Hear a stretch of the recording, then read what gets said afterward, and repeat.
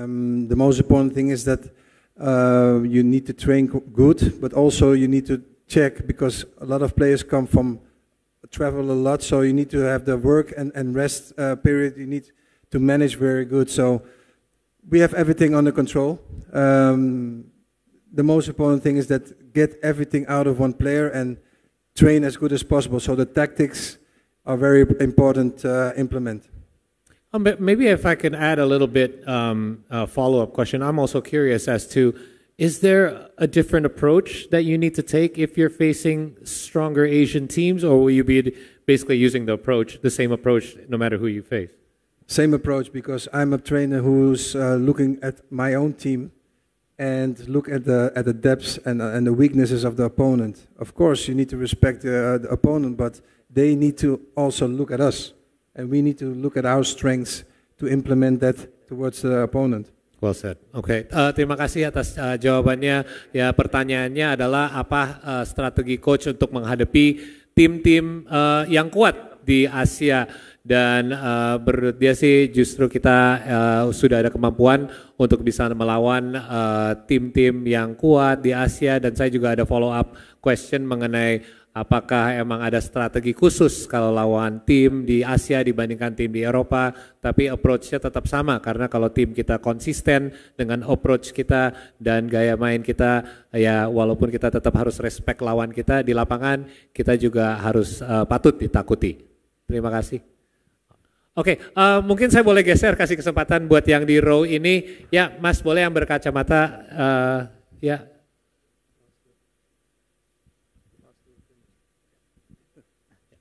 Hello Patrick, I'm Ferzi from Kompas.com. Welcome to Indonesia. Firstly, it's a pleasure to have you here.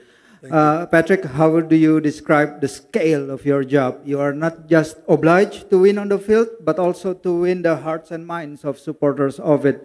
How will you make this passionate fan base even more proud of Skuad Garuda?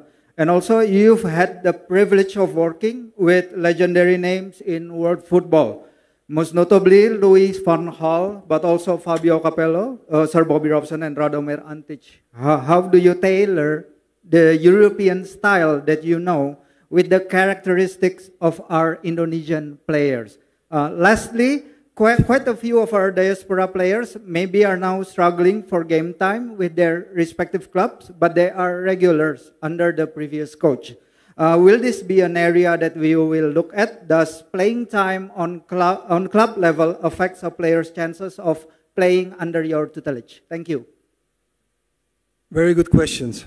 I will start with the last one, because that's one thing is very important, that players can say, yes, I'm fit, but what is I'm fit?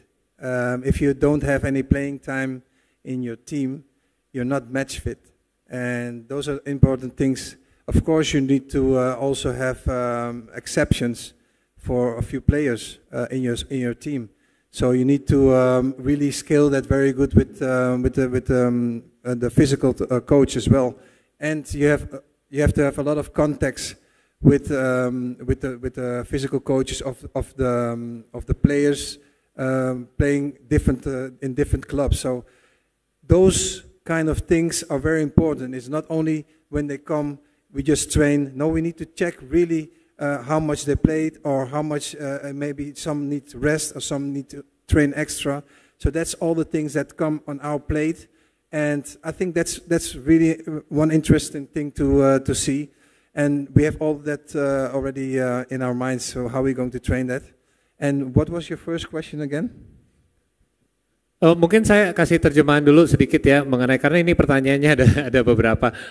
Yang terutama pertanyaan yang terakhir lebih menanyakan gimana cara membagi waktu bermain antara para pemain juga. Dan ini sebelumnya juga mungkin saya bisa kasih sedikit bocoran antara saya sama coach sebelumnya, di mana kita sempat bahas bahwa coach juga sempat bahas bahwa main di klub sama main di negara itu sangat berbeda, di mana waktu persiapan juga sangat singkat. Fitness level untuk para pemain juga beda-beda, tergantung mereka sudah main udah banyak di liganya sendiri, atau pemain lain yang mungkin mesti staminanya lebih kuat, di mana itu semua menjadi faktor-faktor pertimbangan, bukan hanya talenta pemain ini di atas yang satunya lagi. Jadi sebenarnya banyak pertimbangan yang akan masuk untuk ambil keputusan siapa yang akan main berapa lama dan di posisi mana, dan yang pasti coach sama staffnya sendiri juga sudah mempertimbangkan itu semua. Boleh mungkin kasih yang pertanyaan lagi di recap tadi? Ya, pertanyaan pertama tadi, how do you describe the scale of your job, Patrick? You are not just obliged to win on the field, not to just win points, but to win the hearts and minds